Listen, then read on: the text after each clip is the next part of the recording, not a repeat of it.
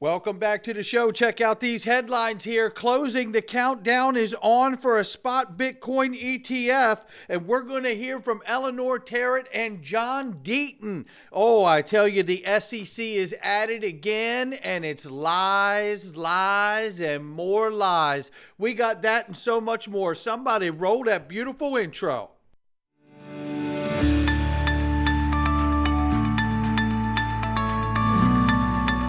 Digital Perspectives with Brad Kimes. Come on in.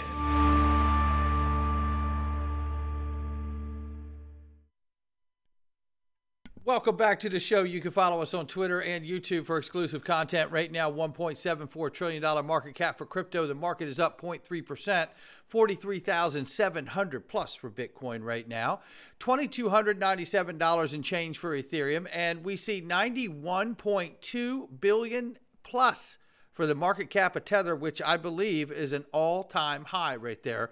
Number 6 spot as XRP has slipped down from that. Number 5 spot there. And we see BNB has been slipping as well as Solana has taken over XRP and BNB, moving up to the number 4 spot. Keep an eye on where all these things are now. XRP is 61 cents, and we are off by 0.2% on the 24-hour and off by 1% on the 7-day. Very quickly, the range of price, pretty tight here, going between 0.6120 on the bottom and 0.6258 on the top. Things are moving quick this morning. Take a look at this. Boy, I tell you, come on in. It's moving quick, but the range is tight. Keep an eye on it. We're going to look at some TA. You will like it. Ladies and gentlemen, XRP Las Vegas, the largest XRP conference in the world, May 3rd, May 4th, 2024. Get your ticket right here. Choose which one you want. And when you're done, go down here and get a fundraiser ticket for the Future of Digital Asset Benefit Dinner, because you can help support the Chamber of Digital Commerce, ladies and gentlemen. That's right.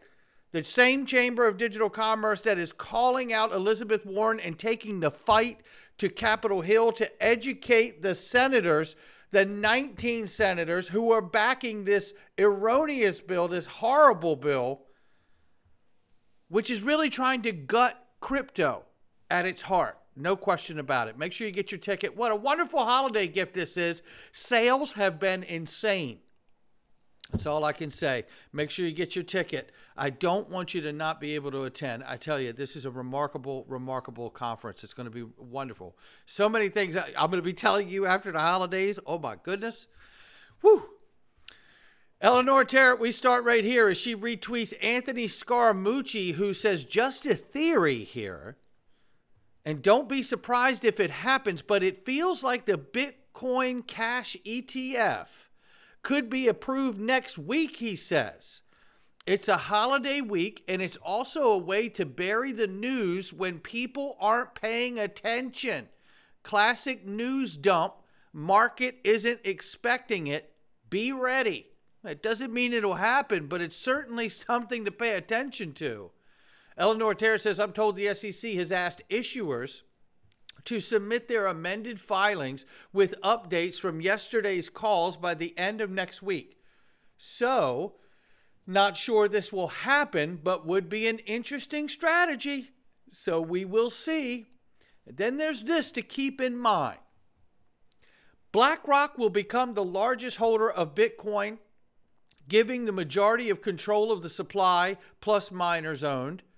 Bitcoin maxis always used Ripple Holdings, holding the majority supply of XRP, as a negative to its value. BlackRock owns Bitcoin maxis now.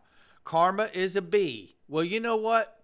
This is what I've been saying in so many words as well, because I think I actually retweeted that. No, I didn't. I guess it was. But at any rate, this is what I was saying, is that essentially when it comes to these ETFs, you have to be careful, because we know that Bitcoin was built on being anti-establishment, anti-government, anti-bank. And now Wall Street is going to come in with the approval of these spot ETFs, right, for Bitcoin. And they will have pretty much total control of how they can control the price. There's only so much of it, right? And then what kind of a product do you have at that point? That's what I'm saying. You know, be very careful what you ask for because you just might get it, right? That's all. And I have exposure to it. So I'm not out of this realm. I'm not a maxi of any sort. I'm a utility maxi if I'm any kind of a maxi.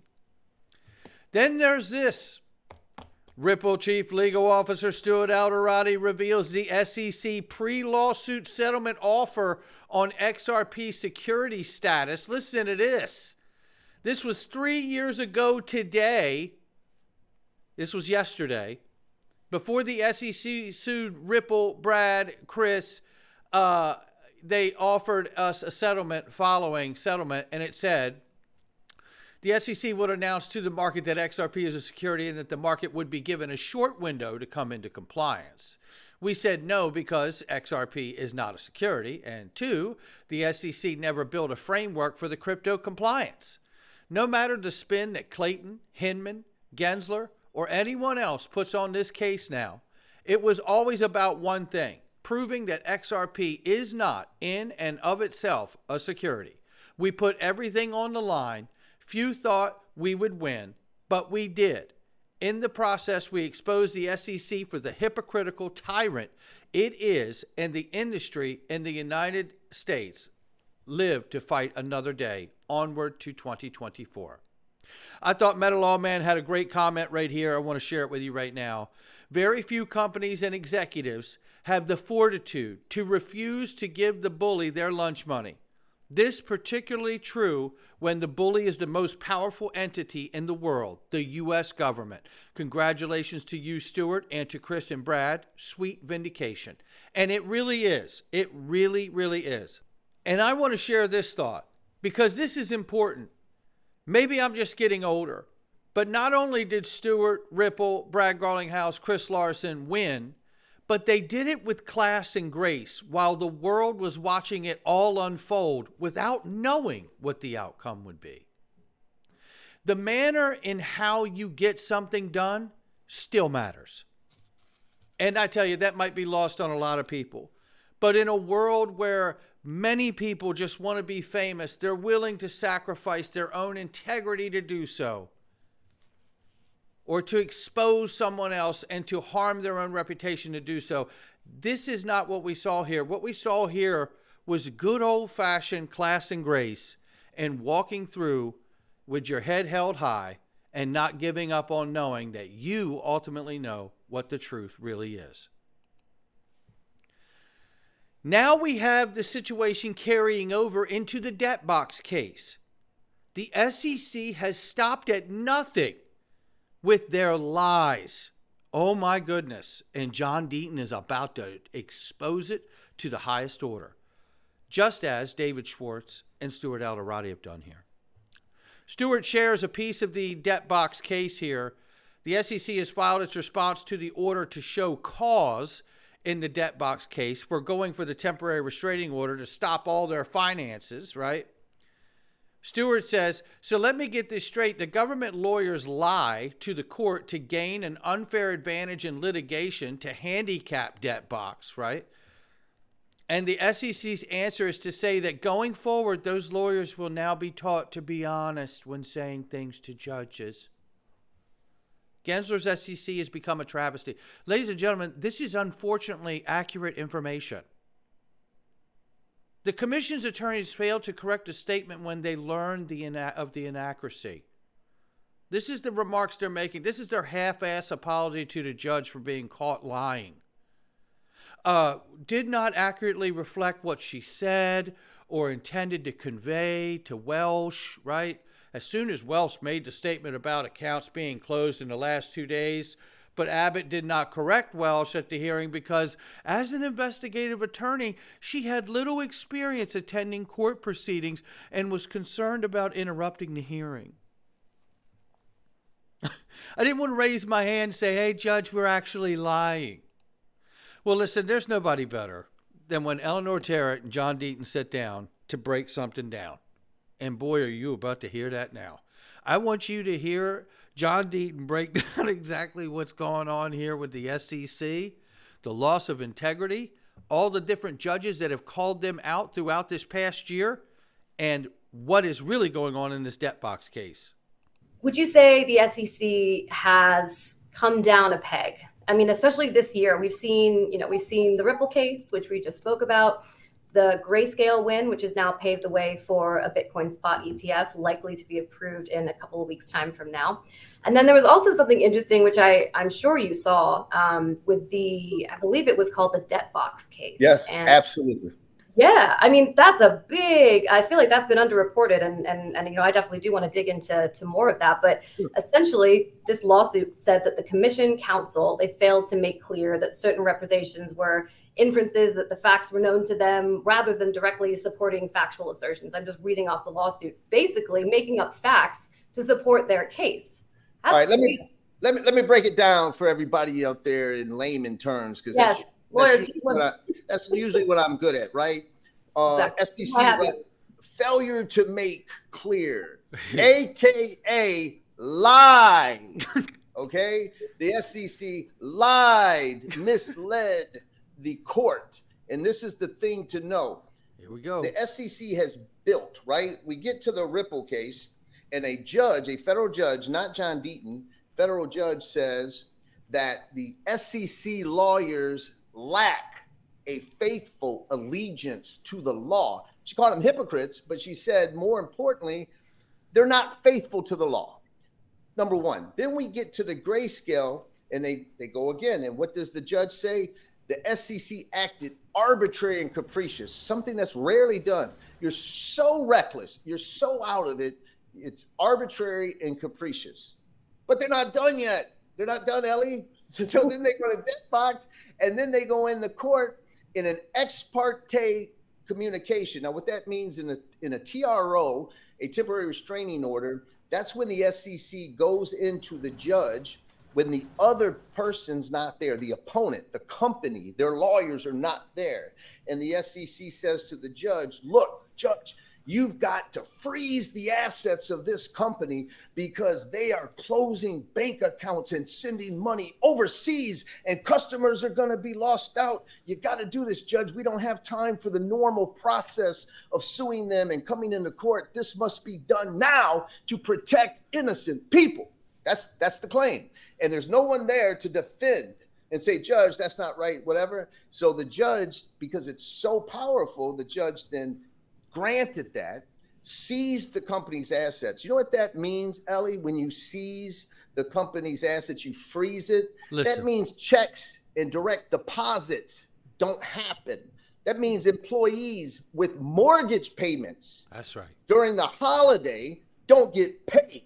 That's right. Understand, regular hardworking people don't get paid because the SEC went in and lied to the judge, misled the judge, and that's what happened. And so the judge comes back, and imagine if you're a judge and you sign a restraining order and you sign that the company's assets are all frozen, their bank accounts are frozen, and checks are bouncing from here to everywhere in the world, and people and just think about the employees who wrote checks thinking their direct deposit was going to happen, right? All that happens if you're a judge and you signed your name to that and you hurt people like that, you're going to be pissed off. So he brings the SEC lawyers in and says, give me a reason why I shouldn't sanction your ass, because I'm going to sanction you. That's what I want to do. And that's where we're at right now. So as everybody can see out there, the SEC has progressively gotten worse under the leadership of Gary Gensler, where from a judge saying, I think you're above the law, or you think you're above the law, to your acting arbitrary and capricious, to now you're right out lying to the court. There you have it. Nobody breaks it down any better. That's exactly what's going on here. And meanwhile, this is still washing over me. The Ripple predictions about 2024. You know, over half of the global payment leaders see faster payments or settlement times as the #1 value proposition for incorporating crypto into their cross-border payments business. Let me tell you, we are fastly approaching the moment that I have been waiting to see in this space since I've arrived. That moment is fastly approaching. And I'm not just talking about price action here, ladies and gentlemen. I'm talking about use case utility. I'm talking about the idea and understanding that a G7 country will have a blockchain-enabled central bank digital currency by the end of this coming year is one of the predictions from Ripple's Rob Grant. Or a major U.S. retailer will accept a cryptocurrency as a form of payment, allowing Americans the ability to use blockchain-based payments for everyday purchases. What happens if that ends up being Amazon? Yeah. You know, I talked yesterday about, the idea and understanding of this CBDC, these Ripple predictions, which are very bold and very strong. And that's not how Ripple usually does it. So if we understand that Ripple has really built an amazing reputation on under promise and over deliver, and these are some of the predictions for next year, I'm expecting not only those predictions, but more that we're not even hearing. Take a quick listen to this before we wrap. Maybe. Then there's this. Rob Grant, the Vice President of Global Public Policy, says a G7 country will have a blockchain-enabled CBDC in 2024. Who's it going to be? Canada? France? Germany? Italy? Japan? The UK? The United States? And additionally, you can count European Union as a non-enumerated member. I think it's either the UK or the EU. We know just from our side of the fence that these two are closer than anybody, and it might be the EU before the UK, but one of those two, and think of this for a moment, a blockchain-enabled CBDC sometime next year from a G7 nation. What kind of wow moment could that be? What kind of break the hype cycle could that be? Come on in. You damn right, come on in. And let's take a look at what's going on here as we're talking about coming on in. And I hope XRP comes on in for Christmas and the New Year for all of us. Ed Grad Crypto says right here, if you look at this, white, red, and green, for better context, refer to May 16th post. But white zone is ranging, red lines are resistance, and green lines are support. 21-week moving average is rock solid support for XRP's price. XRP is currently grappling with the macro resistance, but mark my words, the next surge in XRP will effortlessly cut through the resistance lines like hot knife through butter. Target $1.20 to $1.40 in a blink of an eye. You can see the lines right here. This is where we are. And he says when this next thing moves, when it starts to move and really get through it, it's going to go through all of this red like a hot knife through butter. I can't wait to see it. And if you look at this inverse chart, which means the chart is literally upside down here from Crypto Insight UK, you can clearly see this whole thing like it's going to boom. It looks like if this wasn't inverted, it would look like the price is going down, right? But because the chart is flipped upside down, don't be confused, this breakout will actually be going up. The question is, will we be going up to that $1.50 zone like he's got here? Or will we be going even further with a more explosive breakout between 11 and 18 bucks? I'd be cool with both of it. I just want to see the right things happen that really show me that we've been on the right path of understanding Ripple and XRP the entire time and their true use case utility. I hope you join me in the Freedom Zone today for a very special message as we go to close out this year and upon this holiday season. And if you're looking for a discount on XRP Las Vegas ticket, join us in the Freedom Zone. Go to digperspectives.com and join the Freedom Zone, and we'll see you inside. Not financial advice from me or anyone else. I'll catch all of you on the next one.